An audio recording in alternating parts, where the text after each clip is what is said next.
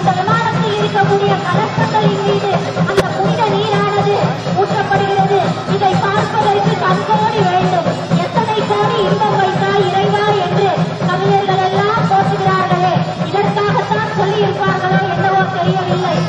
இந்த அன்னையினுடைய அற்புதமான இந்த அஷ்டபந்தன மகா கும்பாபிஷேகமானது மக்களோடு பெருமக்களினுடைய நீண்ட நெடிய பிரார்த்தனைகளின் அடிப்படையிலே இதோ அருமையான முறையிலே நடைபெறி அந்த அற்புதமான அந்த மேல் கலசங்களுக்கு வஸ்திராபரணம் என்று சொல்லப்படுகிற பட்டு வஸ்திரங்கள் இங்கே அணிவிக்கப்படுகிறது. அது மட்டுமல்லாமல் சிவாச்சாரியார்கள் புனித அந்த